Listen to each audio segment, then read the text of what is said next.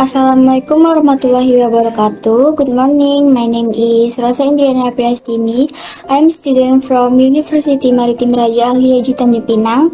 My student ID is 21030500053. And in this video, I want to presentation about my CCU assignment with the title of material is Culture Shock and Cultural Conflict.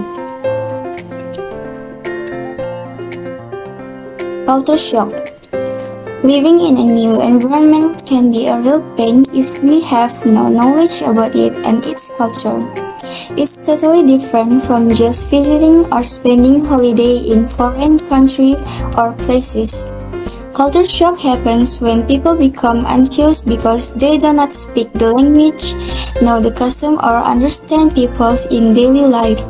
People who cannot adjust themselves to the new environment or new culture may reject everything that is new to them and exclude the positive aspect of their own culture. The definition of culture shock is the trauma you experience when you move into a culture different from your home culture.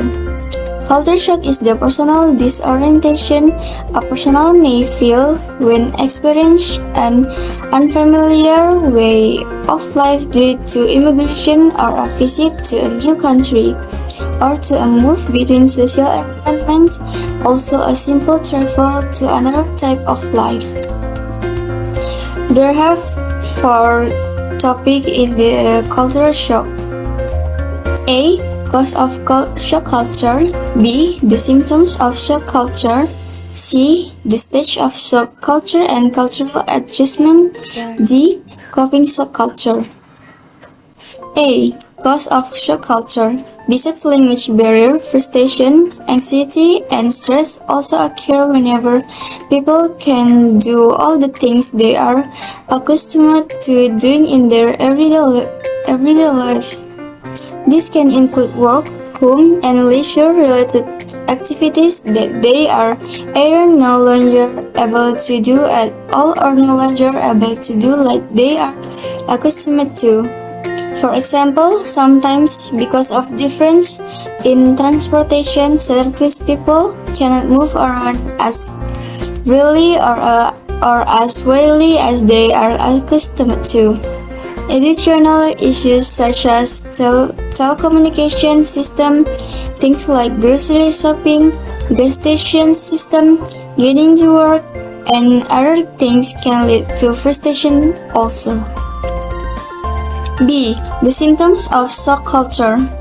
Although culture shock is generally understood as a temporary shock felt when confronted by different culture, custom, way of thinking, and behavior patterns, it actually refers to a psychological state of depression caused by the experience of successive failures in unfamiliar social situation.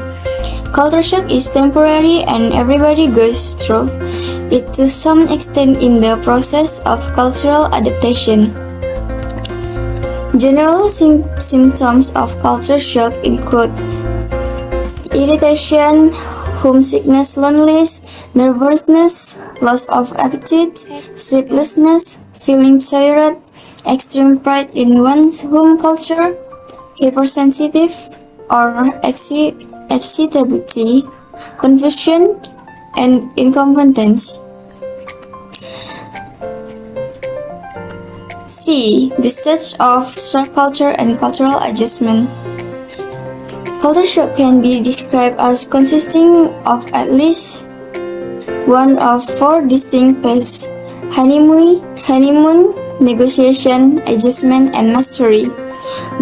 During the honeymoon phase, the difference between the old and new culture are seen in a romantic light. During the first few weeks, most people are fascinated by the new culture.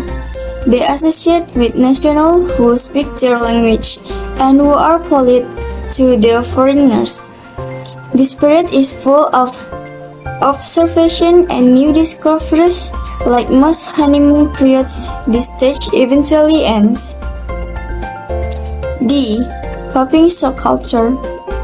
Culture shock can be prevented by striving to become more culturally relativistic and flexible in thinking and behavior, by developing a real enthusiasm for learning about the host culture, and by forming real intercultural relationships.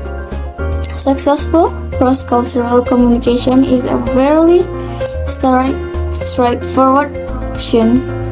With the correct attitude, a few good cultural information, a few cross-cultural communication concepts, and sometimes when as a participant observer, a person will quite naturally develop a repertoire of intercultural interaction skills.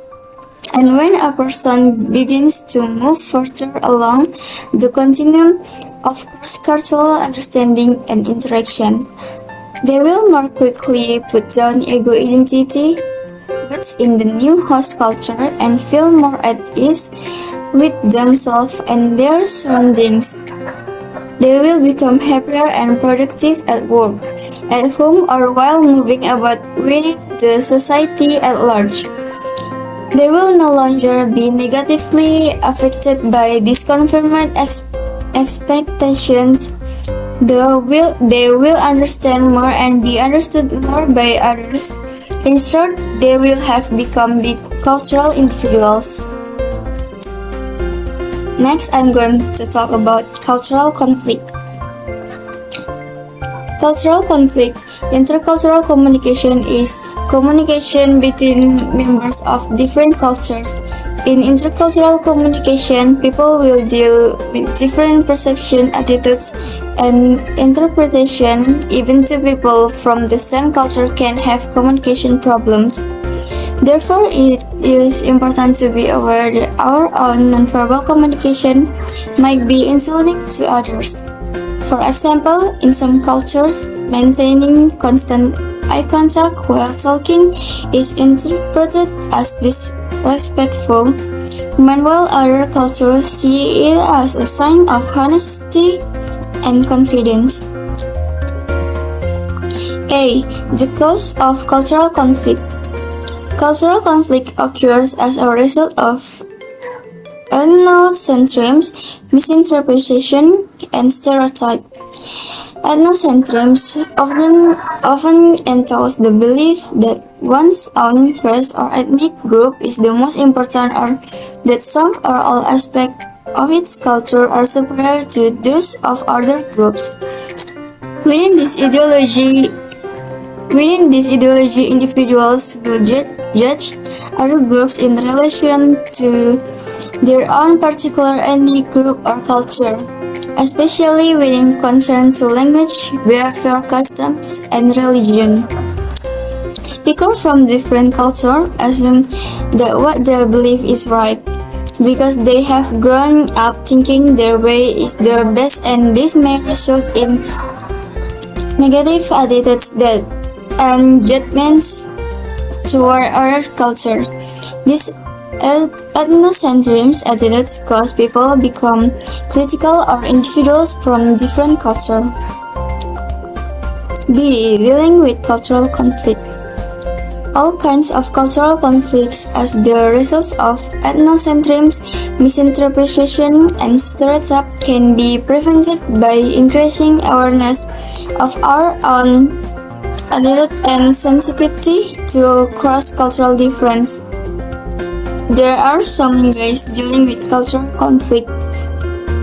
If we are subjected to upsetting or offensive behavior, or if you witness such a thing happening to someone else, clearly, firmly, and simply states that the behavior is upsetting.